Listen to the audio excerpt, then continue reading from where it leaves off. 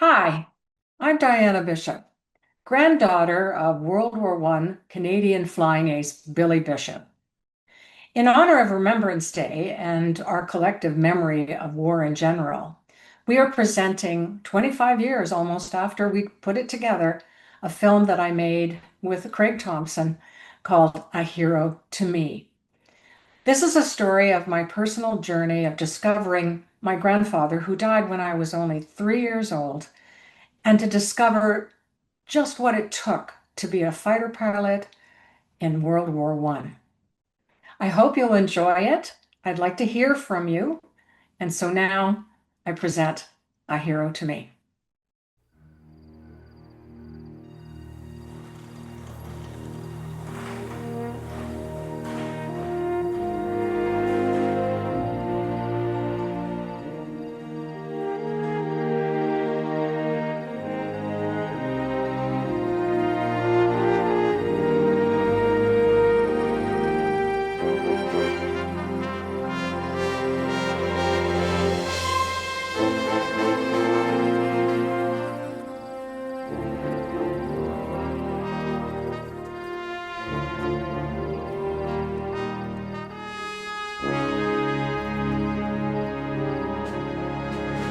Switches on. Switches off.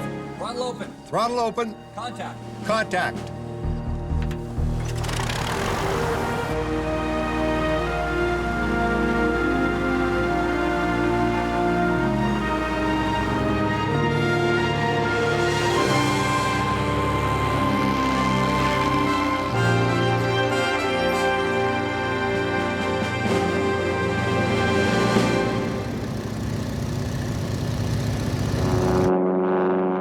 A thousand years from now, when they are battling in outer space, they will look back at people like my grandfather and say, that's where it all began.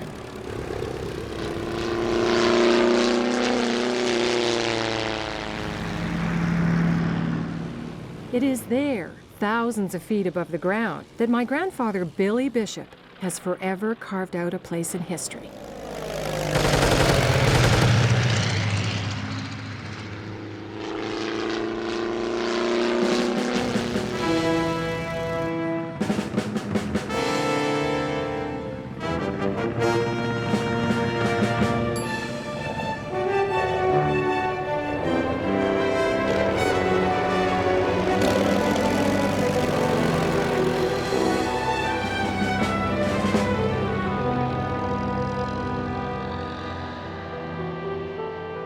Like the knights of old, he's taken on almost mythical status. Sometimes it doesn't seem real, even to me, his own granddaughter.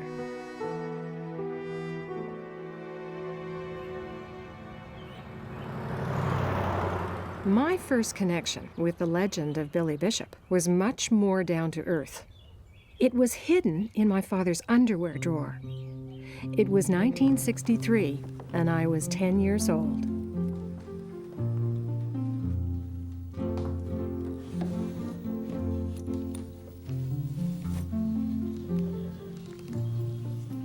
I was too young to understand that these were some of the most prestigious war medals ever awarded. They were from the First World War, and they were my grandfather's. I don't know what attracted me, but I guess I'd been told they were important, and I felt their power. So I went back to that spot over and over again, until one day, I just decided to take them to school.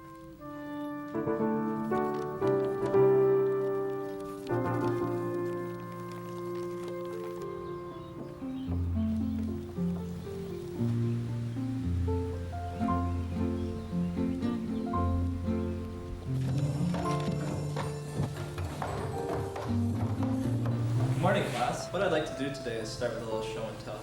Diana, you're first.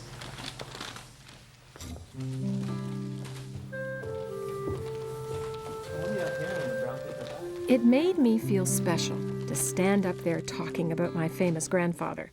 And that's when it began to register that this was a piece of history and a legacy that he had left behind. Unbelievable.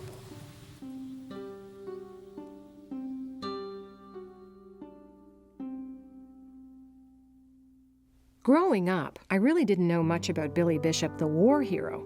After all, he died when I was only 3.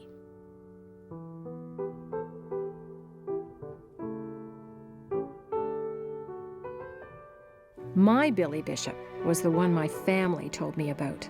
The elegant man in the family photographs, wearing the latest tailored suit from Savile Row in London, playing polo, and visiting Winston Churchill at number 10 Downing Street. But that, too, was a larger-than-life image.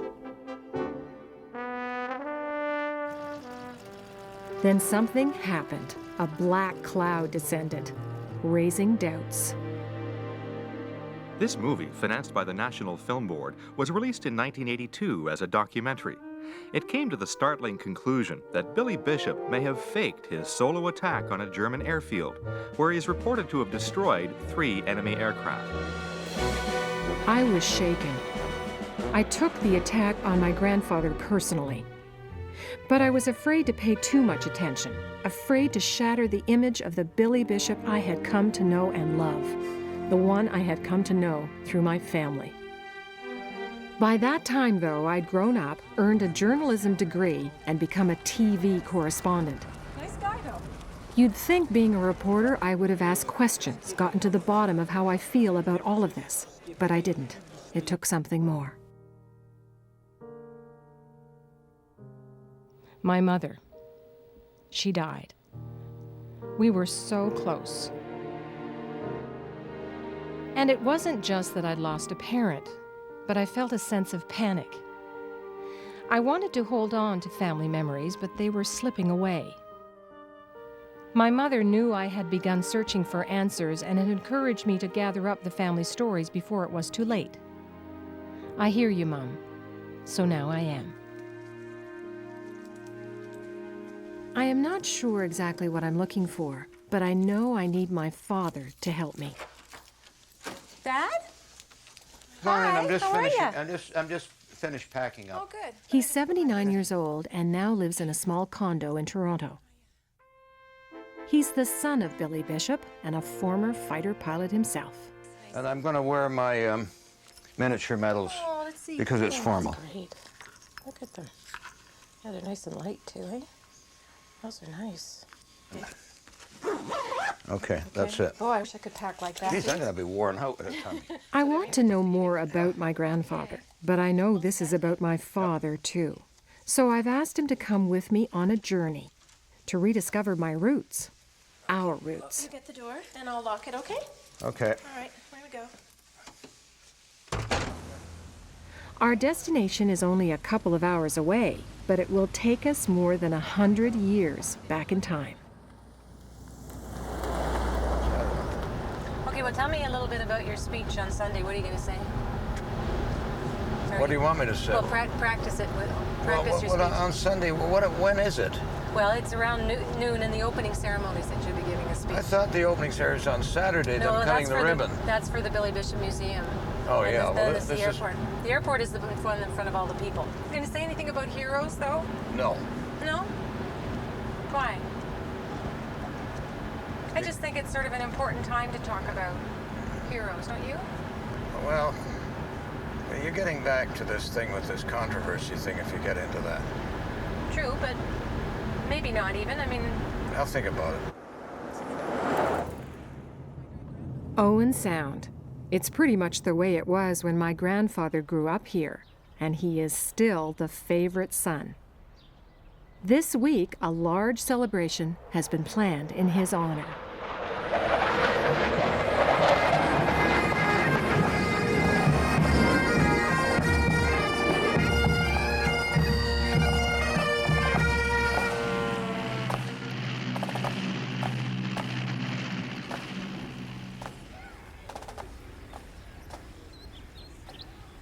Hi.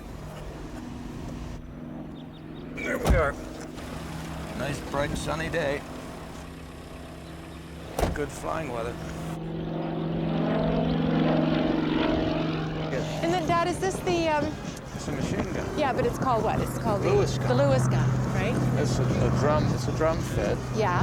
He used to get underneath the guy and pull it down and fire like that right into the Right straight up? Into the bottom of the plane. And what would that do? Well, blow the bloody plane apart. Billy Bishop was born William Avery Bishop on February 8, 1894. The second son of Margaret and the county registrar, Will Bishop.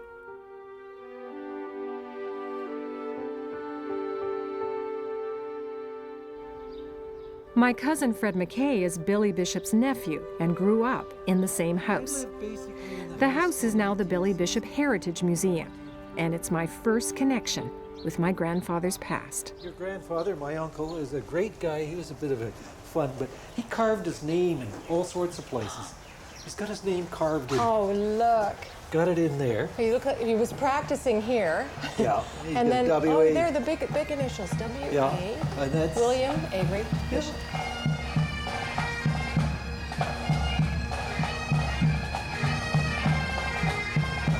the picture at the top of the stairs is the official war picture of Uncle Billy. Oh, yeah, the famous one. The famous one, and Mother had it hanging in the living room.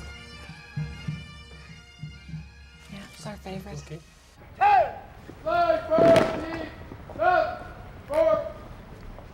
The room right here on the left, was Billy's room.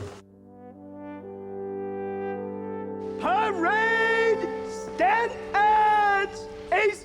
Oh, wow, this is a real attic. Yeah, this is a real attic. We'll take you up.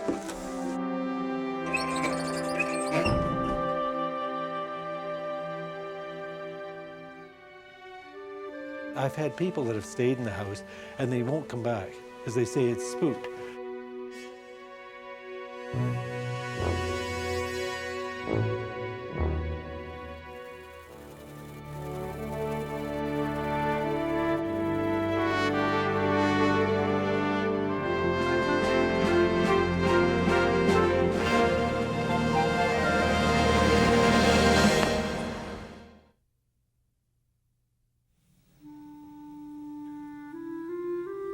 My grandfather was pretty much an ordinary kid, but he was looking for adventure. The year was 1911, and Billy Bishop was 17 years old. He'd followed his older brother Worth to the spit and polish of Canada's Royal Military College in Kingston.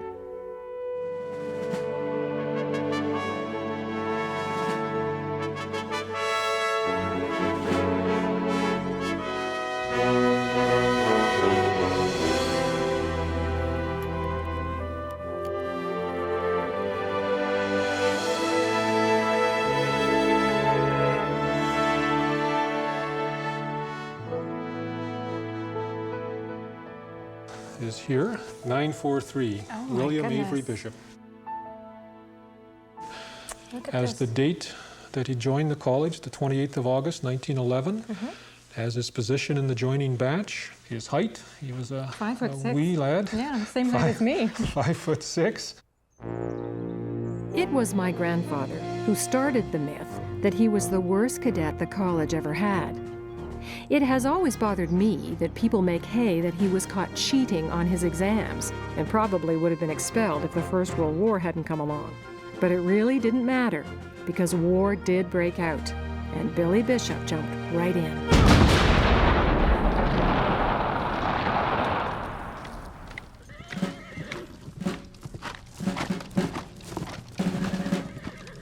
Billy started out in the cavalry.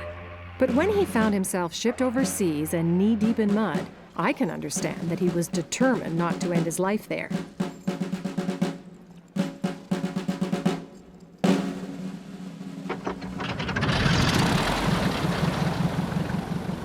Flying was new and dangerous, but that just intrigued my grandfather.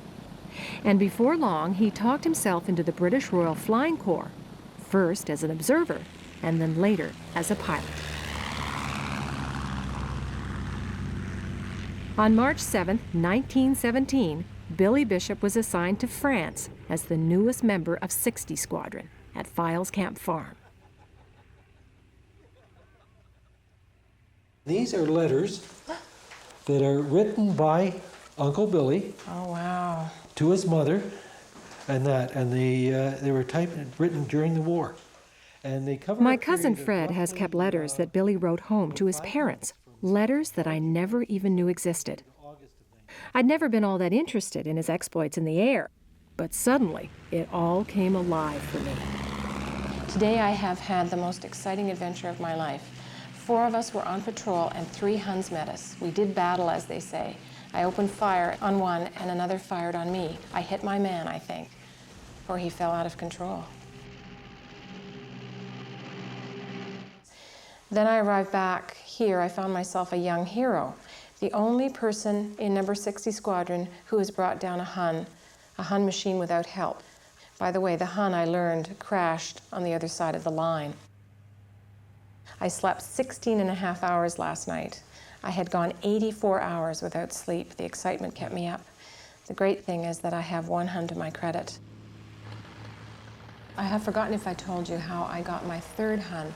Anyway, he was easy. Down I dived vertically 2,000 feet. I did the first. Was he just too young and cocky to be afraid? Or was it that he had found something he was really good at and it made him feel powerful?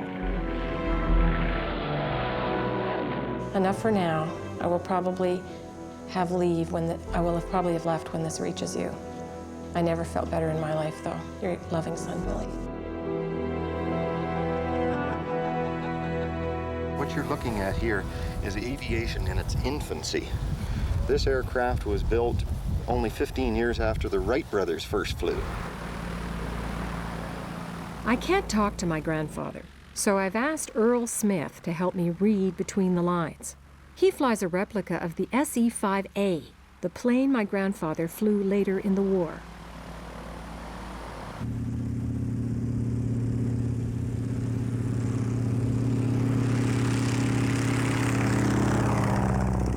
Your grandfather would have had to contend with engines that were not particularly noted for lasting very long, and they could quit at any moment. He must have had nerves of steel. My total now is 36.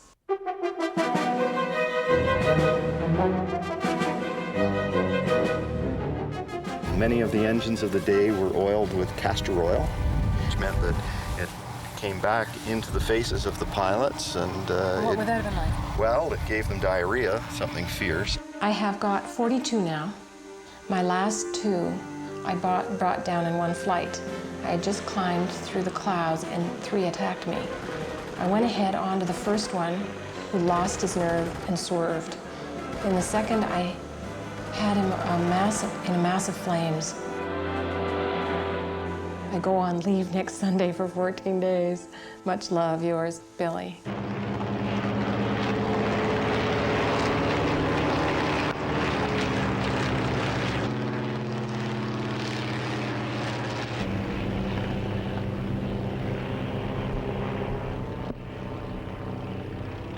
They carried spare ammunition drums, and they would change those drums in flight.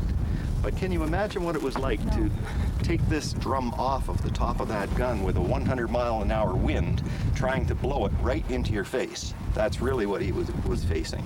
So they would fly with the stick between their knees, and they would manage to get this drum off and replace it with another one, all in a 100-mile-an-hour wind. And me All while watching somebody else is trying to shooting at shoot you them. down. Did I tell you, too, that I am getting the DSO, the Distinguished Service Order, to wear beside the other? What does that say? For the love of heaven, don't let anyone see the above. It is so conceited. I was thinking the same thing, but you certainly would want to brag to your parents.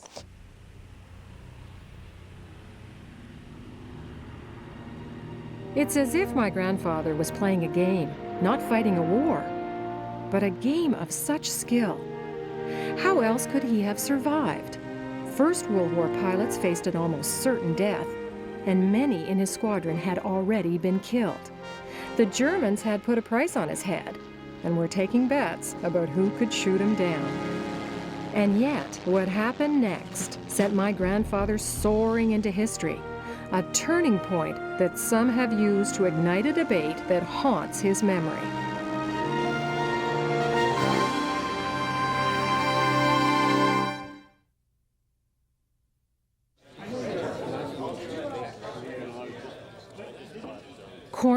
Ontario, and I head out to a debate about Billy Bishop. It's normal, I think, when someone in your family is attacked, to feel personally attacked. I know I did. It has always hurt me when people ask, "Is your grandfather a liar?" But now that I understand what it took for him to climb into that biplane day after day, I am puzzled why there's such a fuss, especially all these years later. You see, what set my grandfather apart from other fighter pilots of his day is that he often headed out alone to face the enemy. And that's exactly what he did on that day of June 2nd, 1917.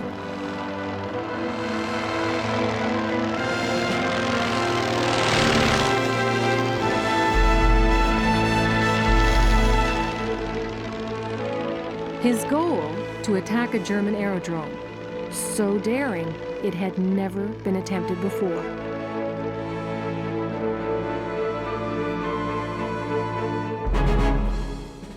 Billy flew deeper behind enemy lines than he intended, but he found that airfield and carried out a surprise attack. 7 German aircraft scrambled to engage him, and in his combat report, he says in a lone battle, he successfully drove down 3 of them.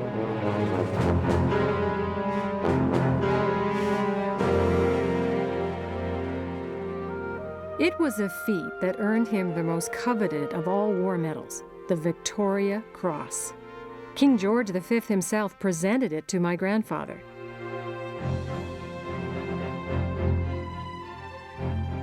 The fighting was all done behind enemy lines. It was difficult for anyone to confirm the details. And so a few have accused my grandfather of faking the whole thing. It is a controversy that has raged for over 20 years.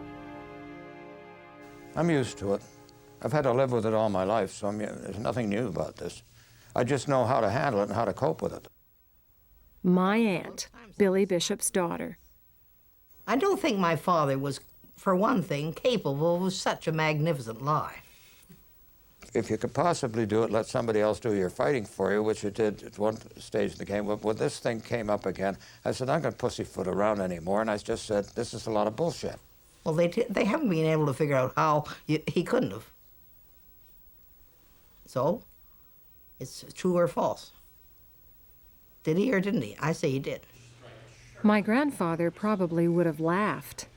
But I admit I feel frustrated. Frustrated that I can't prove either way what the truth is and put this whole debate to rest.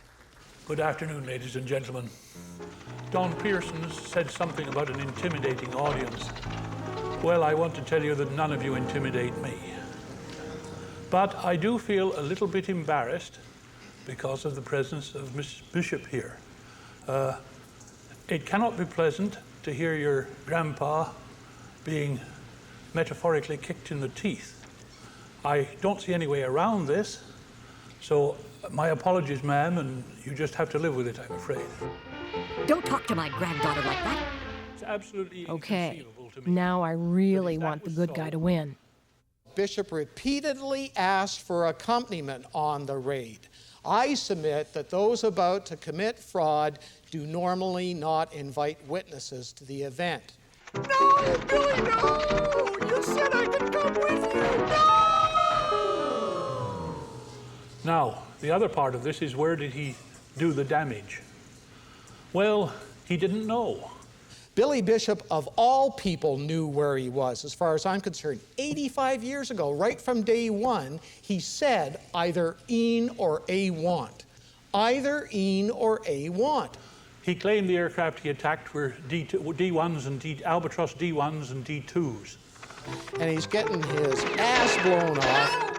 And he says, gee, are those Albatross D1s or D2s or D3s? Maybe I better sit here and orbit and get shot at a little bit more, because 85 years from now, this is going to be subject to the endless parsing of armchair warriors, and it's an absolutely vital point. With respect to shooting up his own aircraft, to enhance his own credibility, this is quite simply a ludicrous statement. the gun must have been fired from a range of 2 or 3 feet at the most. And the only interpretation in that case is that he did indeed land somewhere, spend a few minutes on the ground shooting holes in his own machine, and then flew home. Any implication that a pilot would intentionally weaken an airframe with known structural defects simply does not pass a common sense test. Record keeping was excellent. So, two sides of the story, no simple truth. Why has it become such a big deal? My cousin Catherine has joined me. She too is Billy Bishop's granddaughter. You know, we're so hard on our heroes as Canadians, we really are. And part of that is great because we're skeptical, and I think that's good about, I mean, I feel that. Okay. But in the end, do you feel that you've done a disservice here in the sense that, No. you know, people, we need our heroes. No. And I think he was a terrible liar and cheat. But he was a brave man. All too many people think if you're a liar and a cheat, you can't be a brave man, or if you're a brave man, you can't be a liar and a cheat. You can be both. A lot of people are both, I expect, to some degree or other. So I've got mixed views on him. I can't sort of give you a simple answer to it at any time. you want to say? I wouldn't discredit your grandfather. That's all. I really don't have much to say. Sorry. Not a great thing to say. My grandfather was a terrible alcoholic. We won't go there. We won't go there. Thank you. Thank you. How do I get this damn thing off?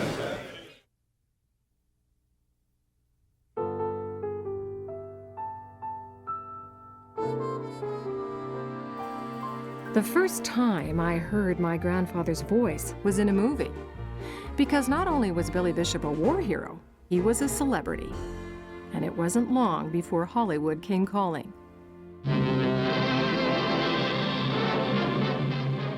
It was a film about a couple of Canadian bush pilots who wanted to enlist in the Royal Canadian Air Force. And there's a picture of a man who knows all about flying. He's the man we should have seen. Oh, Billy.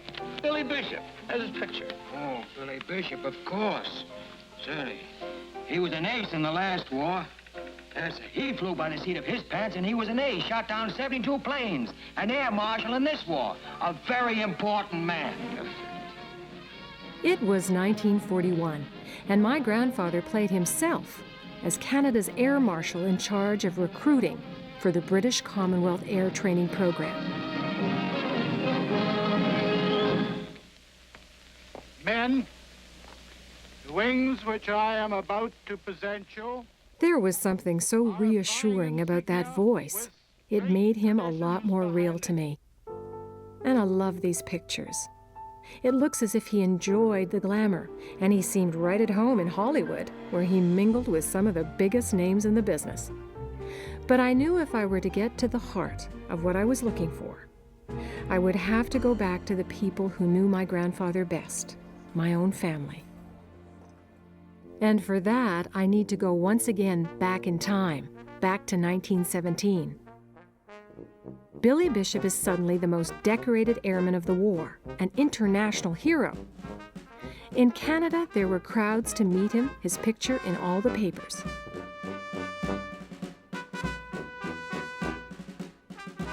He was young, handsome, and in love with one of the country's most eligible ladies, Margaret Burden, the granddaughter of department store mogul Timothy Eaton.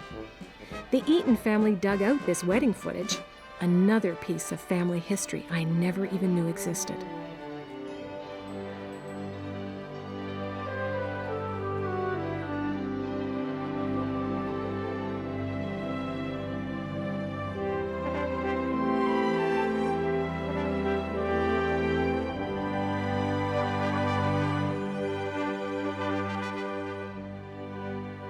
My grandfather took my grandmother back to England, where a few months later he was back in the war. This time as head of his own squadron, the Flying Foxes. He did some of his most outstanding flying during this period, adding 25 victories in just 12 days, and on his very last day is credited with shooting down 5 planes.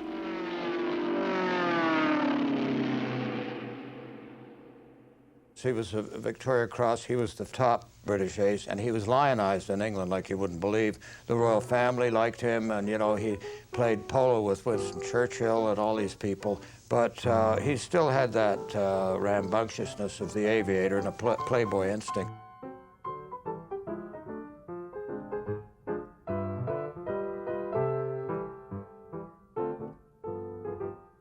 But he just had a personality that and he had a smile, a silly smile, and a twinkle in his eye, and you just had to like him. Terribly good looking to start with. But and he could be extremely serious. But the rest of the time, he was just a fun-loving person. Everybody loved him. I personally have always marveled at his sense of style. He was voted one of the 10 best-dressed men in Canada one year. Really? But he always went walking with his dog, of course. Dogs. Dogs. That's something my grandfather and I have in common. My grandfather's preference was the Chinese chow, and one of my favorite stories is when he used one of the dogs as a centerpiece at a dinner party. There's no good reason. It was just a dinner party they were having, and they had about 8 people, I suppose, and the dog sat in the middle of the table. How did he ever get the dog to stay there? Well, just said stay, and she did. Excuse me. I just think it's sort of interesting I ended up with a Chinese dog too, but anyway.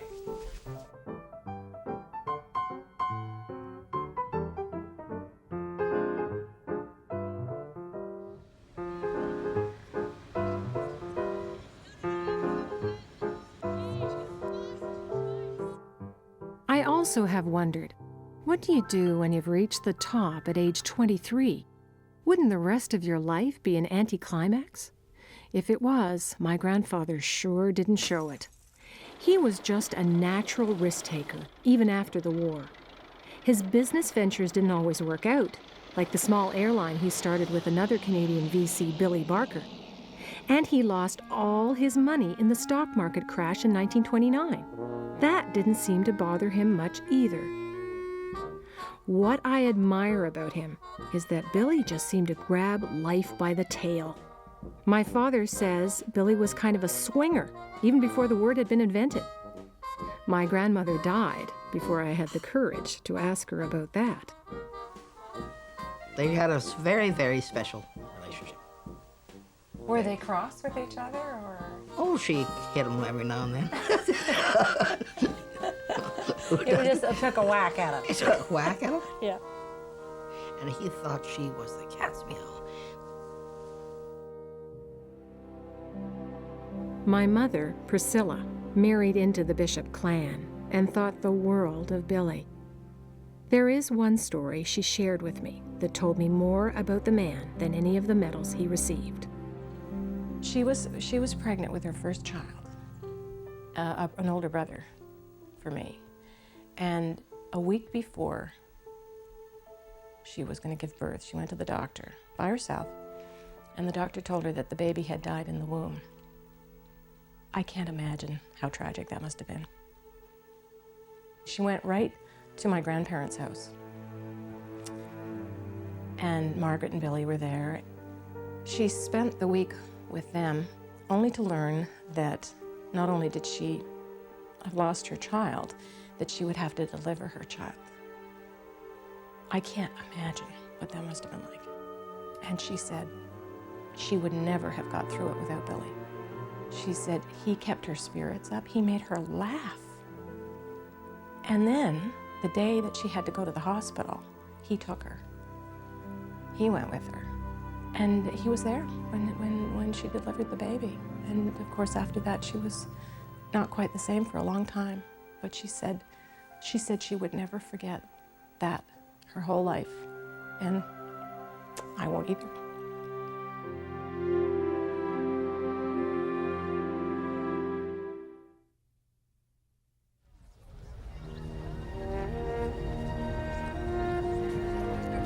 How does that look? Went down. I don't know. You'd have to tell me. Very nice. All right. Okay. Have a nice day.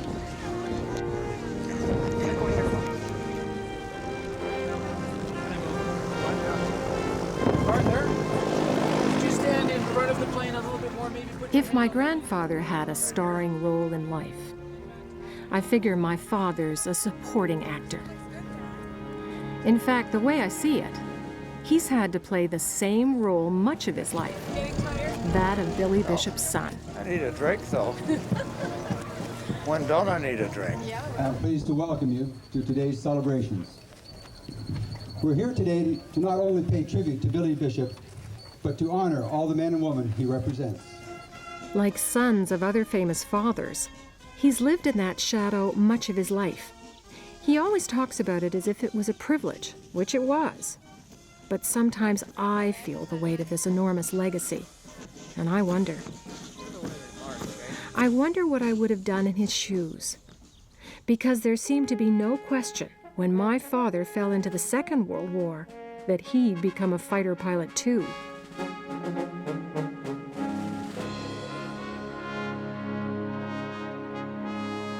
Well, we'll go back here. The son follows father's path. He must have got pretty sick of those headlines, eh? Well, I mean, we all joked about it, you know.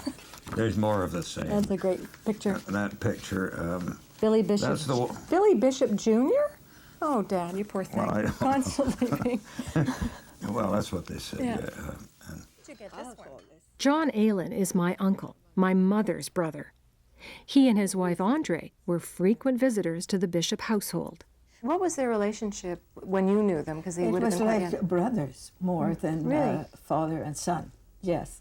Your grandfather was always happy to have Arthur around, and Arthur was always providing him with more humor. Arthur was able to follow in his father's footsteps right down to the flying and the wartime experiences. No wonder your grandfather was so proud of him.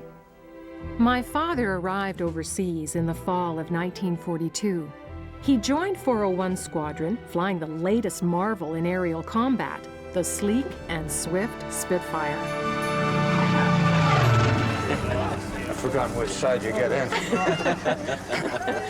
It'll come back to you like riding a bicycle back. I've got flaps. Yeah? Oh, yeah. What does it feel like? Great. Here. It was light years between the two wars. Flying was faster and more of a team effort. Well, I mean, you wouldn't want to go all alone over France by yourself when you know there's 500 fighters there waiting to shoot you down. Like his father, my father survived more than 100 operational flights into danger. Still, the media joked that between my grandfather and my father, they shot down 73 planes. My grandfather, of course, credited with 72, my father with 1.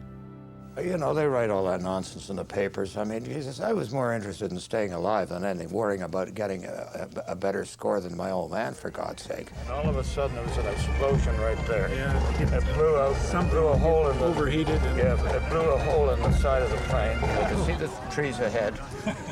And I thought, okay, this is it. I'm dead. You know, there's a funny feeling, but I said, I'm dead. So the next thing I knew, I woke up on the side of the road. I don't know how I got there. I don't know. I'm wondering whether you, as a flyer in the Second World War, suffered by comparison with your father. Did you find that you had a tremendous load to carry? It's a little difficult to go into a war with that reputation behind you, but once I got into it, I found I was worrying about myself enough to forget about the reputation that was behind me. Yeah, very sensible, too. I wasn't worried about my old man and all that. I mean, he wasn't helping me to fly. He wasn't teaching me anything. But I was more worried about learning to fly myself than I was of what people thought of him or me or anybody else. My father's sister was in the women's division of the Air Force and says it was probably harder than my father will admit. I found it terribly difficult when I was in the Air Force with the name of Bishop. Now that is when I found it really tough. Why? Because if I got 95, 98% in an exam, which was quite likely with me, well, of course, she's Bishop's daughter.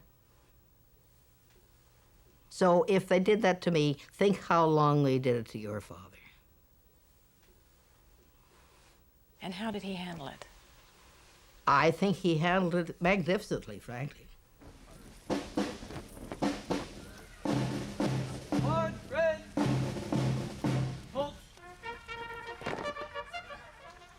I'm convinced that there is more, but I will never know. Perhaps I'm just trying too hard to find answers.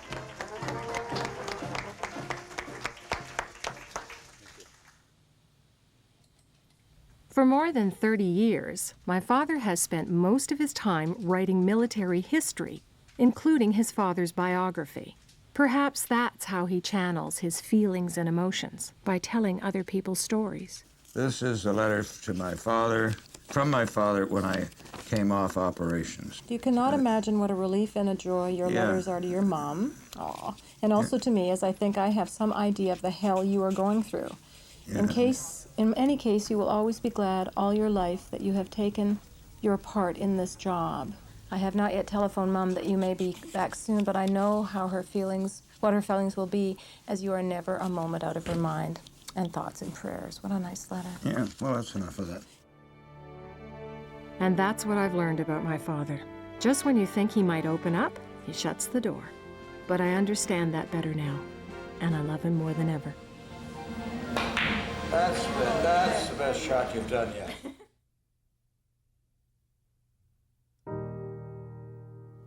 How does the old Bing Crosby song go? What do you do with a general when he stops being a general? Retirement didn't suit my grandfather. He started spending the winters in Florida. He had lived enough to fill 7 lifetimes, and like a flame that had burned too boldly, he had burned himself out.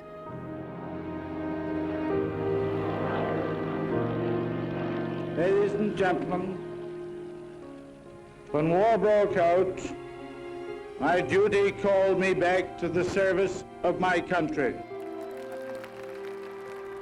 My grandfather had dedicated his life to Canada's efforts in 2 world wars and to speaking out about the future of aviation. Civilian life paled by comparison.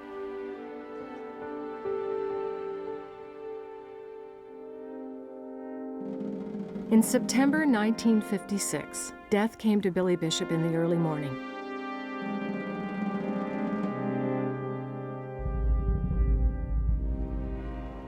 They wrote, "At that hour before dawn, when he must often have been making ready for his solitary flights."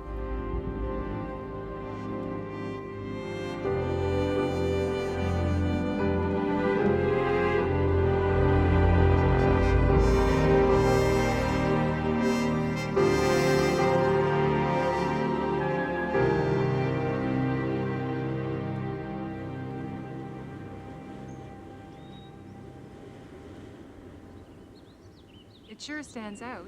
The Bishop name on it. Wow. Oh my goodness, look at that.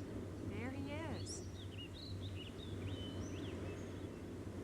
I think because of this weekend ceremonies that somebody thought to do this.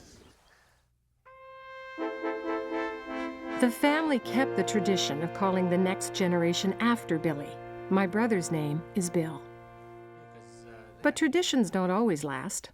My brother called his son Douglas. Still, he is the only one left to carry on the Bishop name. Like a video game. One time he was flying along, and a bullet from some other plane went right through the windshield, right, and hit the back of the plane right here. And it was like 1 inch from his head. And if it had been 1 inch closer to his head, then he would have died, and you would never be born either. Imagine that. Then I wouldn't have been born either.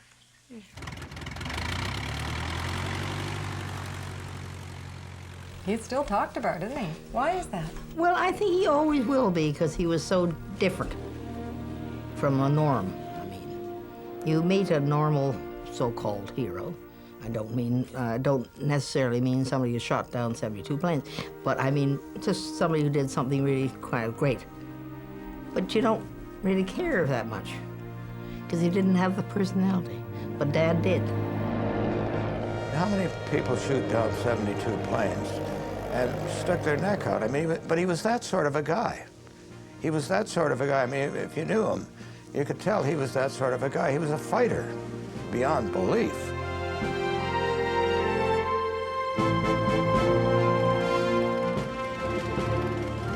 It was a brand new arena, the Sky, and it was an unproven thing. He conquered it, pioneered it, made it into something glamorous, and it never diminished. I began my journey wanting to know more about my grandfather. But I know now I was looking for truth. The truth about my grandfather, the truth about his impact on my father, and on my life too. And I guess I was afraid of what I might find. But at the end of my journey, I feel a tremendous sense of relief. In a way, I've discovered my own truth.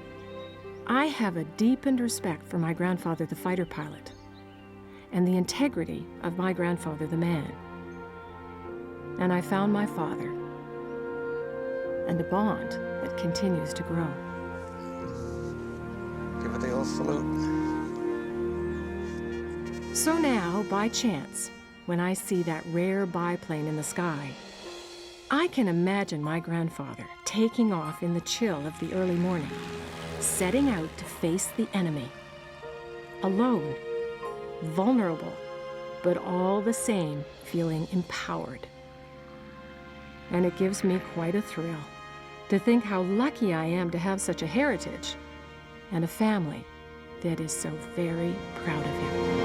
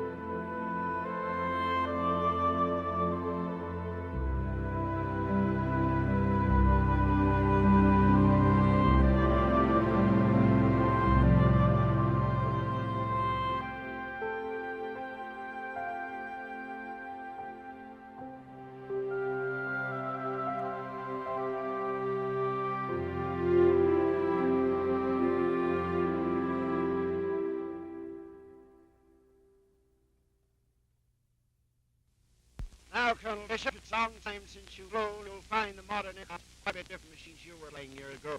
It's a long time since I've flown. I love flying coming flying Python, but I'd like to try again. Get another machine ready when this one cracks up. Got it. Colonel Bishop has a solo flight. It's the first time.